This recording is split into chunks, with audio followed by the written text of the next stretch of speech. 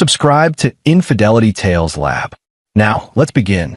The rain had stopped an hour before the service, leaving the church grounds slick and gray.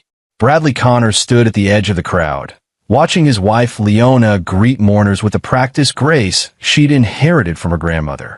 Mary Ann Cooley had been 93 when she passed, and half of Sterling Heights had turned out to pay respects to a woman who'd spent decades running the town's only independent bookstore.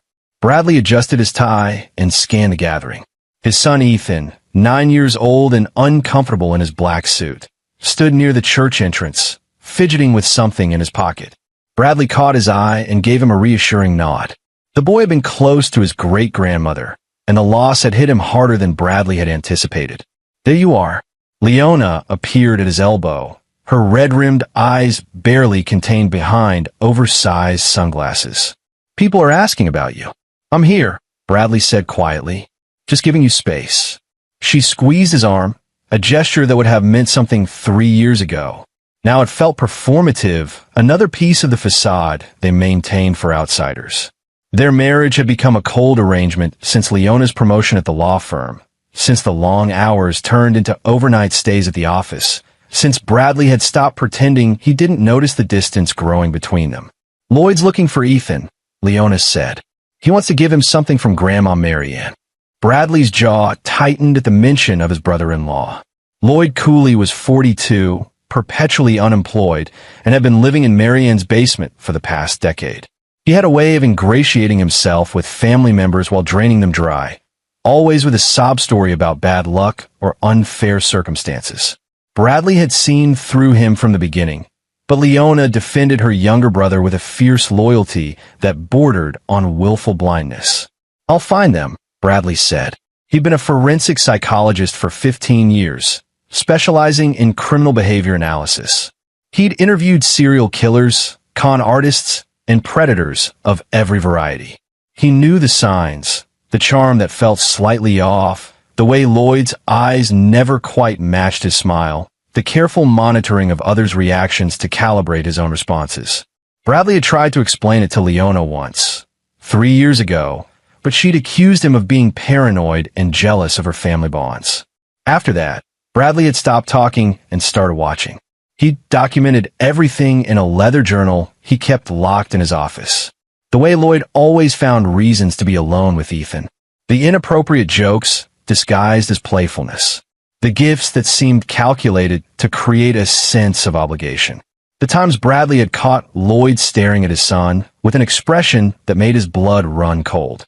6 months ago, Bradley had taken steps. He bought a small recording device, barely larger than a USB drive, and taught Ethan how to activate it with a double press of the button. He'd framed it as a spy game, something fun between father and son, but his real purpose was protection.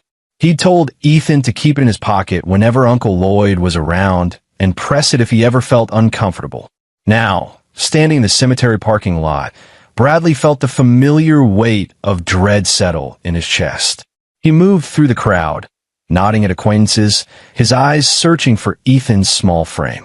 The reception was being held in the church basement, but many mourners lingered outside, smoking and sharing memories. Bradley checked his phone. A text from his colleague Rick would asking about a case consultation. He ignored it and kept moving. Then he saw them. Lloyd had Ethan by the shoulder, guiding him around the corner of the church toward the old cemetery that sprawled behind the building. It was a historical site dating back to the 1800s, with crumbling headstones and overgrown paths that nobody maintained anymore. Bradley had explored it as a kid when his own grandmother had dragged him to services. His instinct screamed. He followed, keeping a distance of about 30 yards, using the scattered groups of mourners as cover. Lloyd and Ethan disappeared behind the church, and Bradley quickened his pace. The old cemetery was quiet. Most people avoided it. The ground was uneven, and there were rumors of sinkholes near the far wall. Bradley moved carefully, staying low behind a row of tall monuments. He could hear Lloyd's voice now, honey smooth and coaxing. "Just want to show you something special, buddy. Your great-grandma wanted you to have it, but it's our secret, okay? Don't tell your dad." Bradley's hands clenched into fists. He crept closer, using an old mausoleum for cover. Through the gaps in the stone, He could see them now. Lloyd had Ethan backed against the cemetery's rear wall, one hand on the boy's shoulder, the other reaching toward his face. Ethan looked terrified, frozen in that particular way children freeze when an adult they're supposed to trust crosses a line they can't articulate. "Uncle Lloyd, I want to go back," Ethan said, his voice small. "In a minute, champ. Just let me." Bradley's training kicked in. He pulled out his phone, set it to video, and started recording. Every second of evidence mattered. Lloyd's hand moved to Ethan's collar, starting to unbutton his shirt. "No," Ethan said louder now.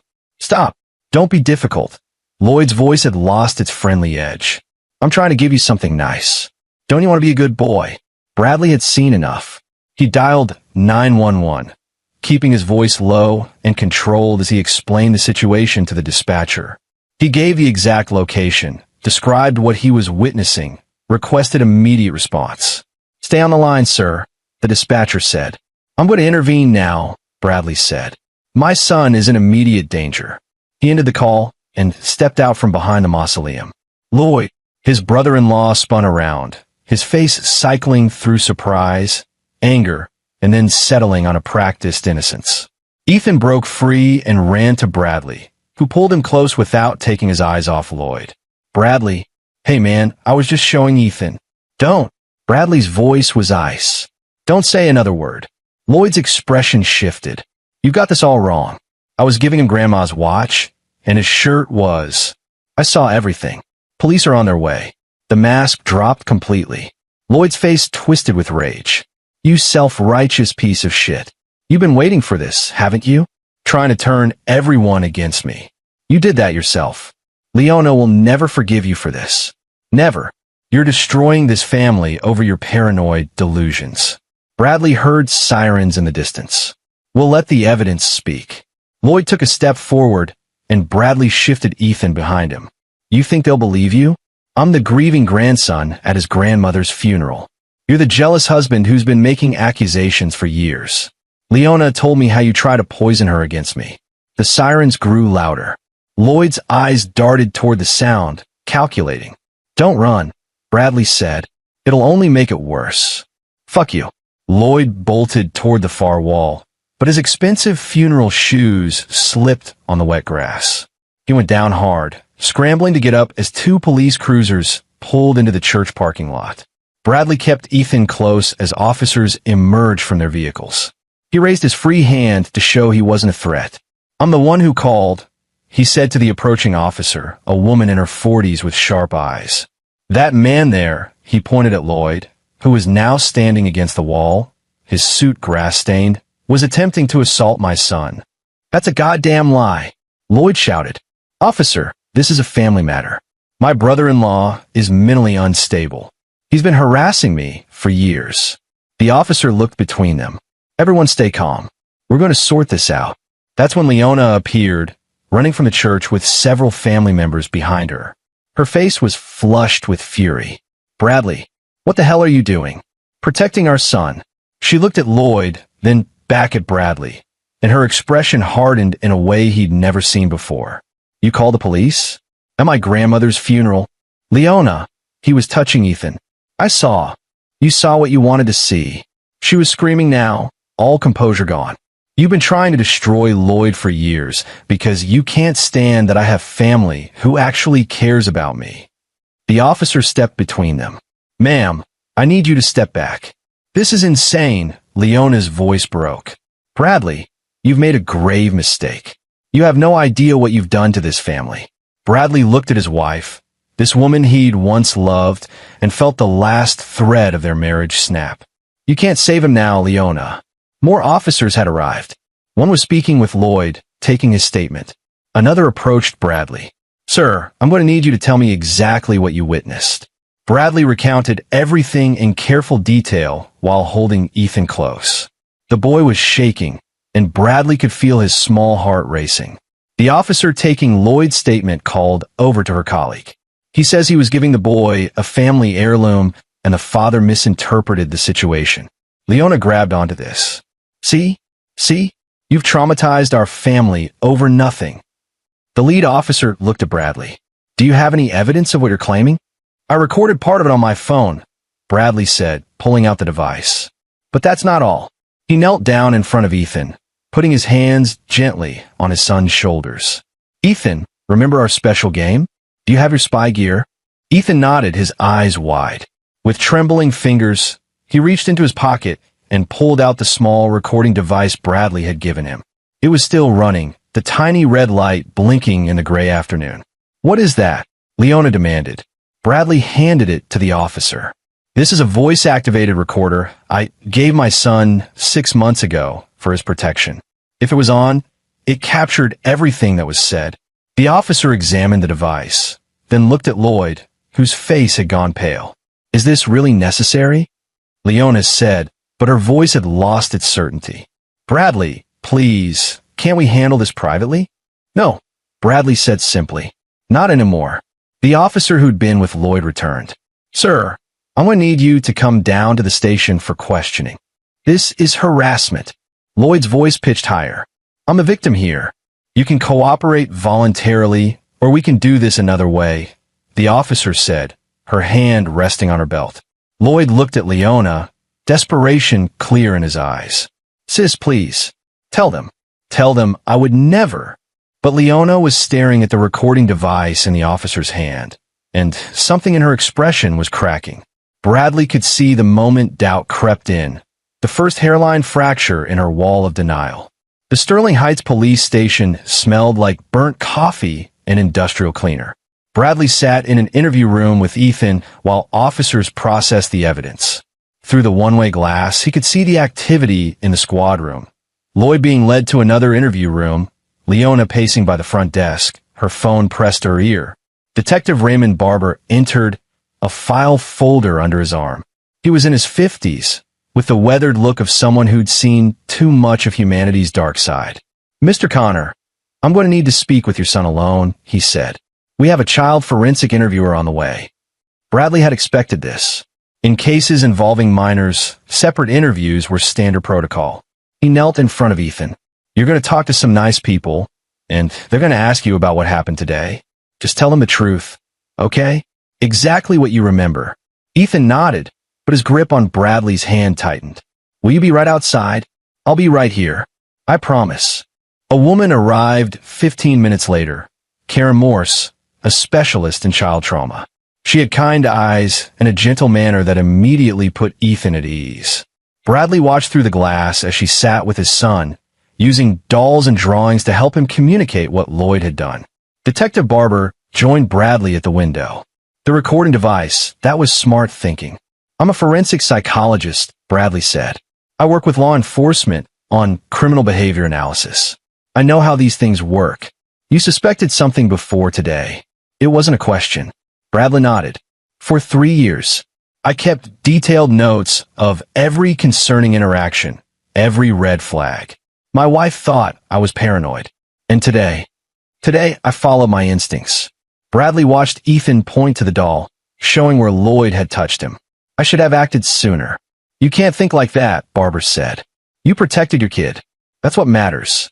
Through the window, Bradley could see Leona being led to another room. Her face was a mask of confusion and anger. She glanced toward where Bradley stood, and for a moment, their eyes met through the glass.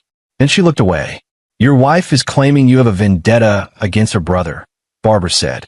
Says you've been trying to turn the family against him for years. That's accurate. Bradley kept his voice level. I have been trying to protect my son from a predator, and my wife chose to believe her brother instead. We're going to need those notes you mentioned. I have everything documented. Times, dates, witnesses to certain behaviors. I also have Lloyd's employment history, which shows a pattern of leaving positions under mysterious circumstances. I started building a file 2 years ago when my concerns intensified. Barber raised an eyebrow. You investigated your own brother-in-law. I analyzed publicly available information. It's not illegal. Bradley turned from the window. Detective, I've spent 15 years studying predators. Lloyd coolly fits the profile perfectly. The charm, the manipulation, the way he positions himself in positions of trust while maintaining plausible deniability. I couldn't prove anything concrete until today, but I knew. I've always known. Why not report your suspicions earlier? Because suspicions aren't evidence. Because I knew how it would look, jealous husband trying to undermine his wife's family. Because I needed proof that would stand up in court. Bradley's hands clenched. And because I was terrified that if I moved too soon and failed, it would give him more access to my son. So I watched. I documented. I prepared. And I made sure that when the moment came, I'd be ready. Barber studied him for a long moment. You're either the most paranoid person I've ever met, or the smartest. I'm a father protecting his child. The interview with Ethan lasted an hour. When it ended, Karen Morse emerged with a grave expression. She spoke quietly with Detective Barber, and Bradley watched the detective's face darken. Mr. Connor, Barber said, we're going to need to keep your son here a bit longer. The pediatric examination will take place at Sterling Memorial Hospital. We have a sane nurse who specializes in these cases. Bradley felt his stomach drop. He'd hoped it hadn't gone that far, but deep down he'd known. I understand. And we're arresting Lloyd Cooley. The recording device captured enough to support charges of attempted child sexual assault, among other things. Good. There's something else. Barber glanced at his notes. Your son said this isn't the first time Lloyd tried something. He mentioned incidents over the past year that he was afraid to talk about because Lloyd told him it would upset his mother. The rage that flooded through Bradley was so intense, he had to grip the edge of the table. That son of a bitch. We'll need detailed statements about those incidents. And Mr. Connor, Barber's voice softened slightly. You should prepare yourself. This is going to get worse before it gets better. The investigation will be thorough. Your family is going to be under a microscope. And your wife. My wife made her choice. At the hospital, Bradley held Ethan's hand while medical professionals performed their examination. The sane nurse was professional and kind, but Bradley could see the fury in her eyes when she emerged from the exam room. Your son is very brave, she told him. We found evidence consistent with inappropriate contact. I'll be providing a full report to the police. Bradley closed his eyes. He'd prevented the worst, but Lloyd had still hurt his child. The guilt crashed over him. Should he have acted sooner? Should he have forced the issue with Leona years ago? Dad, Ethan's small voice pulled him back. Can we go home now? Soon, buddy. Soon. They returned to the police station as the sun began to set. Leona was still there, but now she was in the company of a lawyer, Devin McGowan, a partner at her firm who specialized in criminal defense. Bradley recognized him from firm holiday parties. Leona intercepted them in the hallway. Bradley, we need to talk. Not now. Please. Her voice cracked. I need to understand what's happening. He looked at her, really looked at her, and saw a woman teetering on the edge of breakdown. Her makeup was smeared, her hair disheveled, and there was a wild uncertainty in her eyes he'd never seen before. They're charging Lloyd, she said, with they said attempted sexual assault of a minor. They said Ethan gave a statement about other times, about things Lloyd did over the past year. She grabbed Bradley's arm. Tell me it's not true. Tell me you coached him to say these things. Bradley pulled his arm free. You need to hear yourself right now. You're accusing me of coaching our son to lie about being molested because you can't accept that your brother is a predator. He's my brother, and Ethan is your son. Bradley's voice echoed in the hallway. Your son, Leona. Your child who came to me 6 months ago, crying because Uncle Lloyd touched him in a way that made him feel scared. And I had to convince him it wasn't his fault while you were working late again, probably at dinner with your colleagues, completely oblivious to what was happening in your own home. She stepped back as if he'd struck her. He never said anything to me. Because Lloyd told him it would make you sad. Because he knew you'd defend your brother over your own child's safety. Bradley's voice dropped to a lethal quiet. And he was right, wasn't he? Even now, with evidence, with testimony, with medical examination results, you're looking for a way to explain it away. I can't believe Lloyd would. Then don't. But stay away from Ethan until you figure out whose side you're on. He let his son past her and didn't look back. Detective Barber met them at the front desk. Lloyd's been formally charged. We're holding him overnight, and there'll be an arraignment tomorrow morning. Given the nature of the charges and his lack of employment, we'll be requesting no bail. What about my notes? The documentation I mentioned? Bring everything to the station tomorrow. It'll support the prosecution's case for establishing a pattern of behavior. Bradley nodded. Ethan tugged at his sleeve. Dad, is Mom coming home? It was the question Bradley had been dreading. He knelt down to his son's level. I don't know, buddy. Things are complicated right now. Did I do something wrong? No. Bradley pulled him into a fierce hug. No, Ethan. You did everything right. You were so brave today. I'm so proud of you.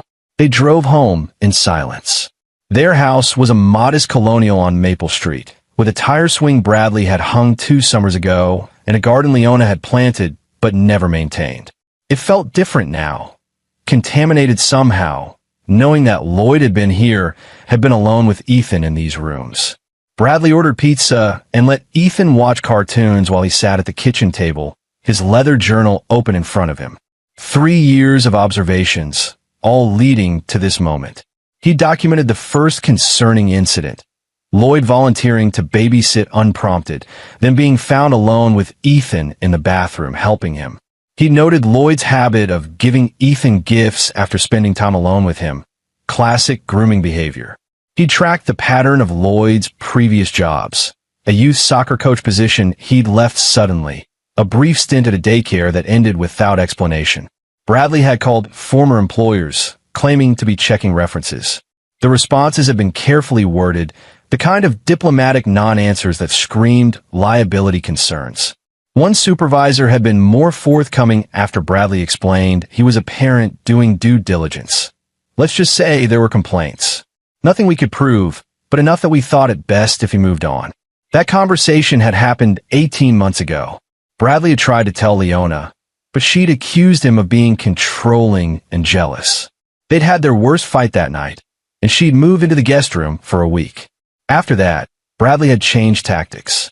He couldn't change Leona's mind, so he focused on protecting Ethan, the recording device, teaching his son about boundaries and inappropriate touch, making sure he was never alone with Lloyd if Bradley could help it. But he couldn't be everywhere. And Lloyd was patient, waiting for the moments when Bradley's guard was down. His phone buzzed. Rick Wood, his colleague, calling again. Bradley? Man, I heard what happened. Are you okay? I've been better. What do you need? Bradley appreciated that Rick didn't offer empty platitudes or ask if he was sure about what he'd seen. They'd worked together long enough for Rick to know Bradley didn't make accusations lightly. I need character witnesses, Bradley said. People who can testify that I'm not paranoid or vindictive. And I need someone to review my documentation. Make sure it's solid enough for court. Send it over. I'll have it analyzed by morning. After they hung up, Bradley checked on Ethan. His son had fallen asleep on the couch, exhausted by the trauma of the day. Bradley carried him upstairs, tucked him into bed, and sat in the chair by the window, watching over him. Around midnight, he heard a car in the driveway. Leona's Mercedes. He listened to the front door open, heard her footsteps on the stairs. She appeared in Ethan's doorway, her face haggard. I want to see him, she whispered. You can look. Don't wake him. She moved to the bedside, staring down at their sleeping son. Bradley watched tears stream down her face. The lawyer said the evidence is strong, she said quietly. He said Lloyd will probably take a plea deal. Good. I talked to Lloyd. At the station. He swore he was innocent, said you've been setting him up for years. Bradley said nothing. But then I listened to the recording. The one from Ethan's device. Her voice broke. I heard what he said to our son. The things she couldn't finish. Leona, I should have listened to you. She turned to face him, her expression shattered. 3 years ago, when you first said something was off about Lloyd, I should have listened. But he's my baby brother. We grew up together. Our parents died when I was 22 and he was 16, and I raised him. I couldn't see it. We see what we want to see. No. Her voice turned sharp. No, Bradley. I saw the signs. I just chose to ignore them because it was easier than believing my brother could be a monster. And I chose him over you. Over Ethan. She wiped her eyes. I'm so sorry. It's Ethan you need to apologize to. I know. She looked at their son again. The firm is putting me on leave. The scandal. Having a partner whose brother is arrested for child abuse. They want distance. I'm sorry. Don't be. I deserve worse. She moved toward the door, then paused. I'm staying at a hotel tonight. I need time to process everything. But Bradley, whatever happens with us, I need you to know I'm on Ethan's side now. I'll testify against Lloyd if needed. I'll do whatever it takes to make this right. After she left, Bradley sat in the dark, watching his son sleep. Tomorrow would bring the arraignment, the formal beginning of the legal process. But tonight, for the first time in 3 years, he felt like he could breathe. He'd protected his son. The monster had been caught. And whatever happened next, Bradley would be ready. The courthouse was packed. News of Lloyd Cooley's arrest had spread through Sterling Heights like wildfire, and the local media had descended with cameras and microphones. Bradley held Ethan's hand as they navigated through the crowd, ignoring the shouted questions. Inside, the courtroom felt oppressively formal. Lloyd sat at the defense table with Devin McGowan, dressed in an orange jumpsuit that seemed to drain the confidence from his features. When he saw Bradley, something dark flickered across his face before he looked away. Judge Marion Kemp presided, a stern woman in her 60s known for her no-nonsense approach to criminal cases. She reviewed the charges with clinical precision. Mr. Cooley, you were charged with attempted sexual assault of a minor, child endangerment, and unlawful restraint. How do you plead? Not guilty, Your Honor. Lloyd's voice was steady, but Bradley could see the tremor in his hands. Devin McGowan stood. Your Honor, my client maintains his complete innocence. This case stems from a family dispute and a misinterpretation of innocent actions by Mr. Cooley's brother-in-law, who has a documented history of hostility toward my client. The prosecutor, a sharp woman named Jacqueline Silva, immediately objected. Your Honor, the defendant was caught in the act by a trained forensic psychologist. We have voice recordings of the defendant attempting to coerce the victim, medical evidence of inappropriate contact, and testimony from the minor victim detailing a pattern of abuse spanning over a year. Judge Kemp held up a hand. I've reviewed the evidence package. Mr. McGowan, your client's bail hearing will take into account the serious nature of these charges, the documented evidence, and the defendant's lack of stable employment or ties to the community. My client has strong family ties. Family ties that include the victim and the victim's family, the judge interrupted. I'm denying bail. Mr. Cooley will remain in custody pending trial. Lloyd's composure cracked. This is bullshit. You're letting him destroy my life. The bailiff moved forward, and McGowan put a restraining hand on Lloyd's shoulder. Your Honor, I request a moment with my client. Denied. Remove him. As Lloyd was led away, he turned to stare at Bradley with pure hatred. This isn't over, you self-righteous prick. I'll prove you semi-up. Bradley met his gaze steadily and said nothing. The truth needed no defense. Outside the courthouse, Jacqueline Silva approached Bradley. Mr. Connor, I need you to know that this case is solid. The evidence you provided, the recording device, your documentation, it's exactly what we need to ensure conviction. What about other victims? Bradley asked. Lloyd worked at several places with access to children. There could be more. We're investigating. If you have information on his previous employment, that would help. Bradley handed her a flash drive. Everything I compiled is on there. Contact information for former supervisors, dates of employment, the circumstances under which he left each position. Silva looked impressed. You're very thorough. I'm a father who knew his child was in danger and couldn't get anyone to listen. That afternoon, Bradley's phone started ringing. First was Doug Palmer, a colleague from work who'd heard about the arrest. Then Pete Wheeler, a neighbor who wanted to express support. Then Henry Lawrence, Ethan's teacher, calling to check on the boy. But mixed with the support were other calls, less friendly ones. A woman who identified herself as Norma Dugan, one of Leona's cousins, accused Bradley of destroying the family. A man named Gilberto Whalen, Lloyd's former roommate, claimed Bradley had always had it out for Lloyd because of jealousy. Bradley ignored them all and focused on Ethan. His son had been quiet since the arraignment, processing what he'd witnessed.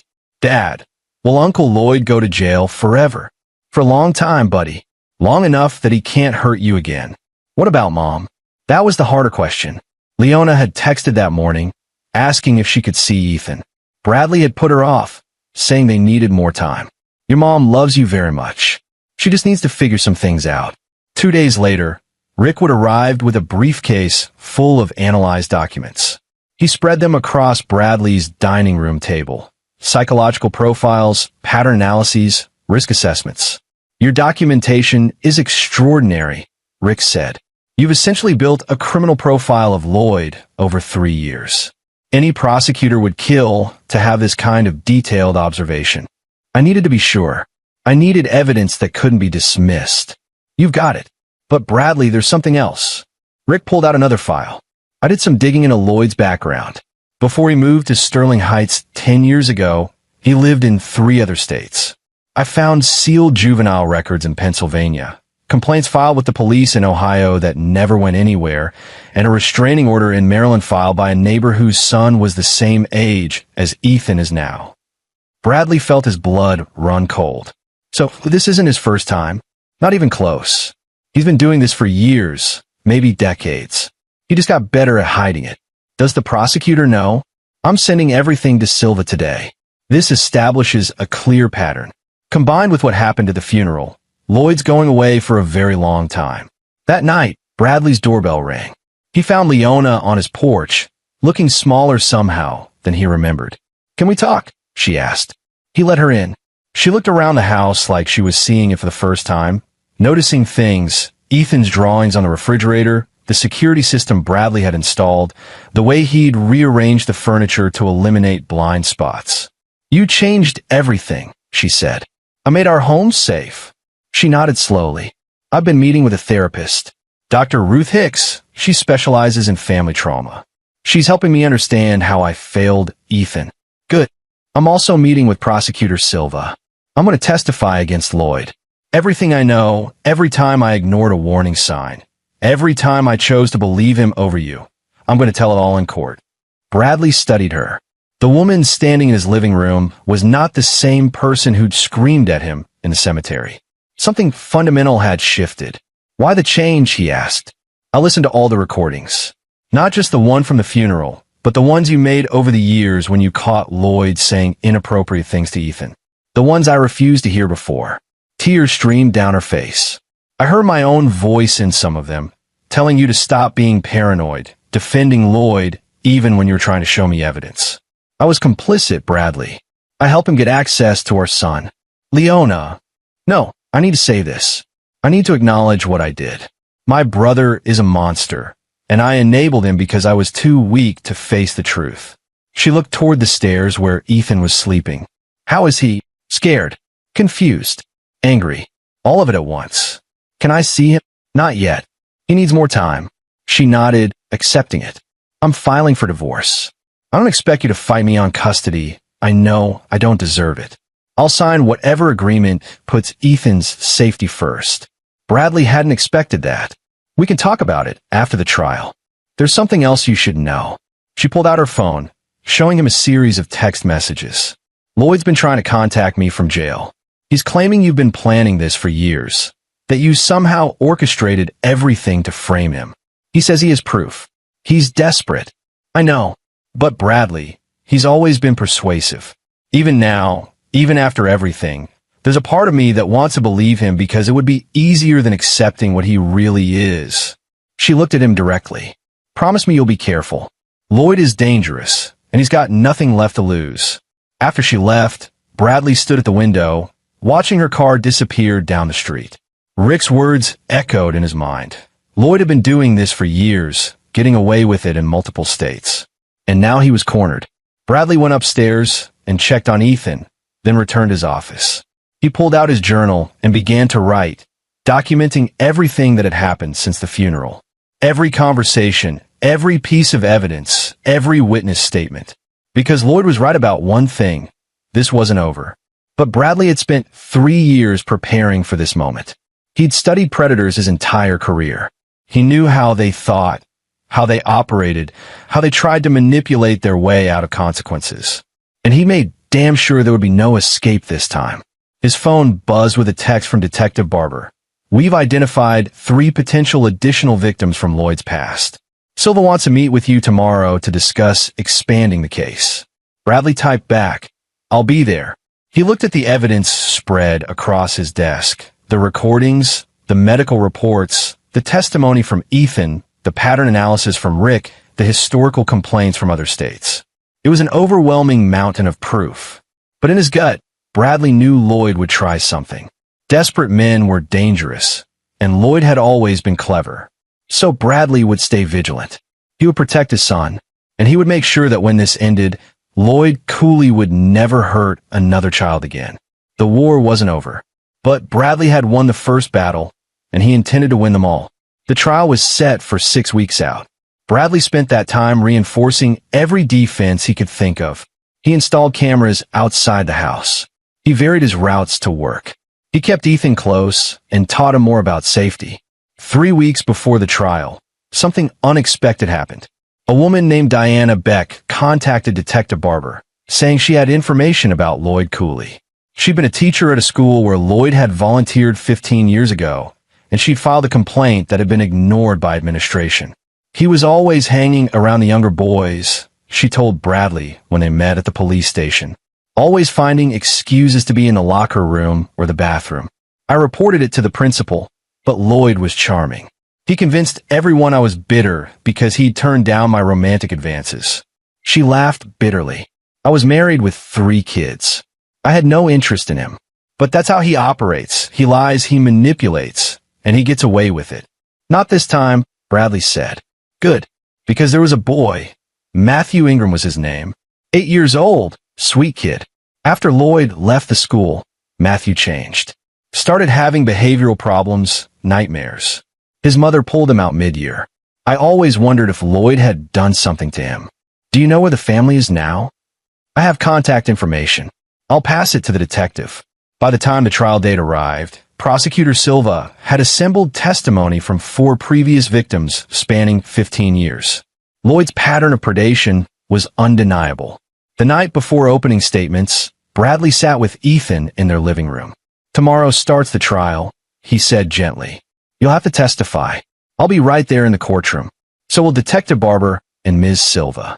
You just have to tell the truth about what happened. Will Uncle Lloyd be there? Yes, but he can't hurt you. There will be guards, and I'll be close by. Ethan nodded, trying to be brave. Dad, why did Uncle Lloyd do those things to me? It was the question Bradley had been dreading. How did you explain evil to a 9-year-old? Because he's sick, buddy. Not sick like a cold, but sick in his mind. He hurts kids because it makes him feel powerful, and he doesn't care that it's wrong. But that's not your fault. None of this is your fault. I know. You told me that. I'm telling you again because I need you to really believe it. They sat together in silence, father and son, preparing for the battle ahead. Outside, the sun set over Sterling Heights, casting long shadows across the lawn. Tomorrow, the truth would be told in court, and Bradley would make sure every word of it was heard. The morning of the trial dawned cold and clear. Bradley dressed Ethan carefully, choosing comfortable clothes that wouldn't distract him on the stand. As they drove to the courthouse, Bradley noticed the news vans already assembled outside. It's going to be okay, he told his son. Just remember, you're the bravest person I know. Ethan squeezed his hand. Thanks, Dad. Inside the courtroom, Lloyd sat at the defense table, looking gaunt from his time in jail. When he saw Ethan, something predatory flashed in his eyes before his lawyer whispered urgently in his ear. Prosecutor Silva approached Bradley. The defense is going to try to paint you as a vindictive spouse who coached your son. Be prepared for that. I've been prepared for 3 years. The jury filed in, 12 citizens of Sterling Heights who would decide Lloyd's fate. Judge Kemp called the court to order. This is the trial of the state versus Lloyd Cooley. Ms. Silva, your opening statement. Jacqueline Silva stood, commanding the courtroom's attention.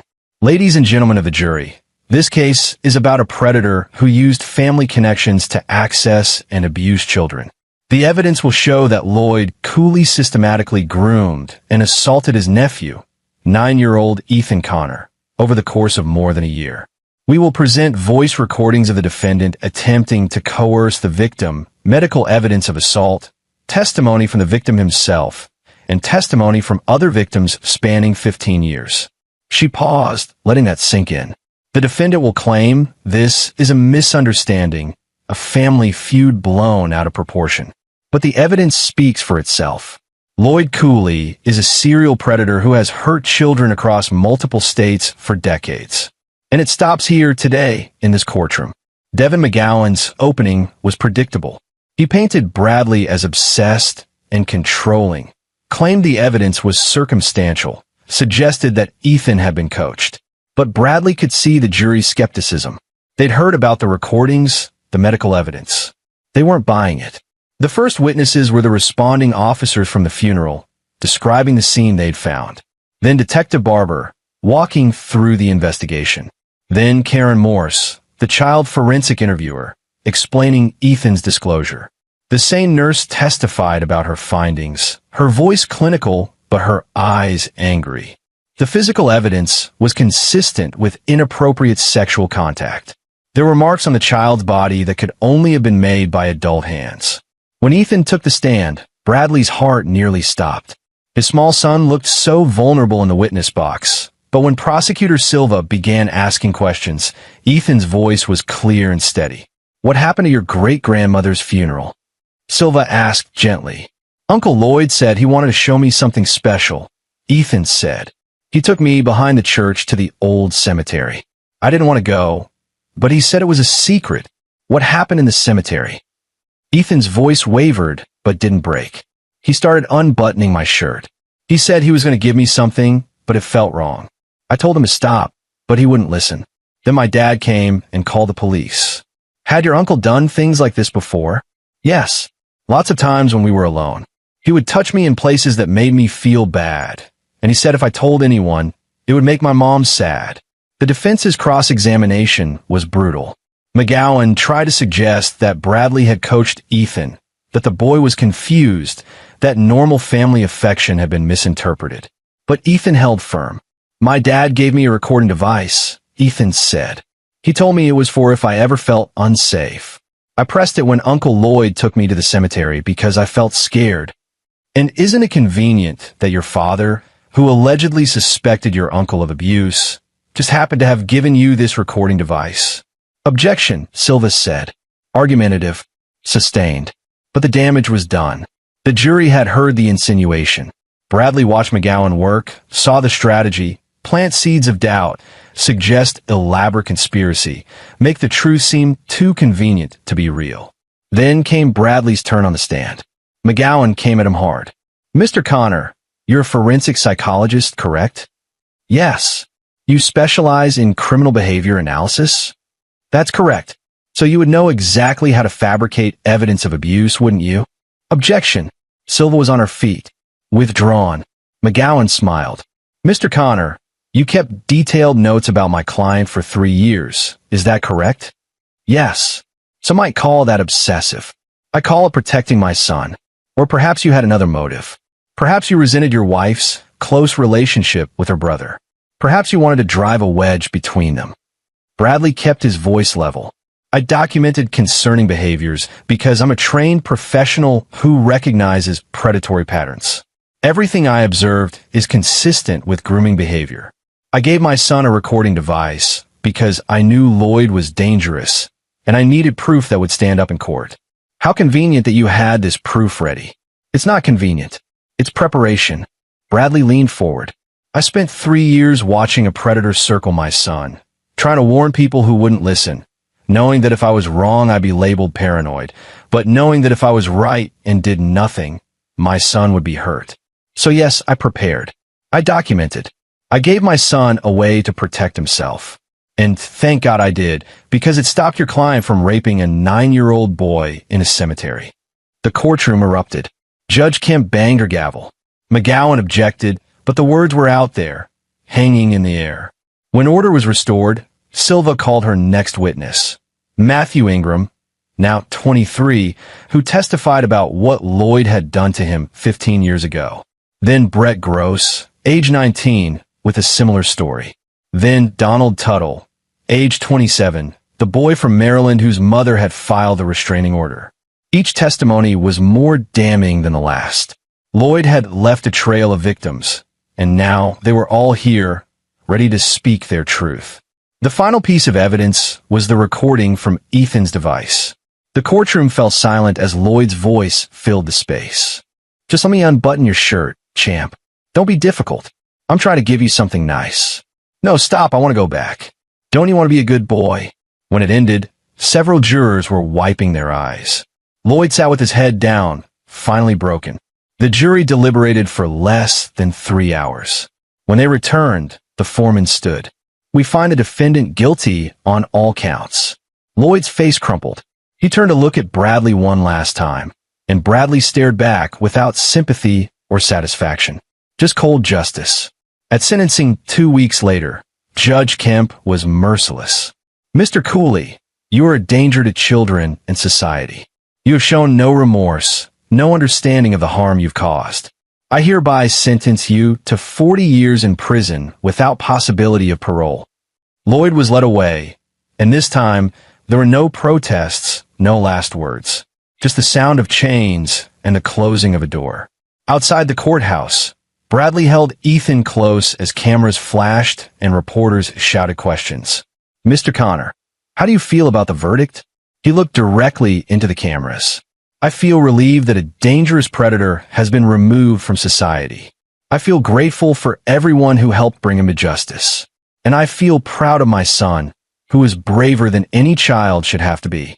Jacqueline Silva joined them. You should know, there are already inquiries from other jurisdictions. Lloyd's conviction is opening doors for other victims to come forward.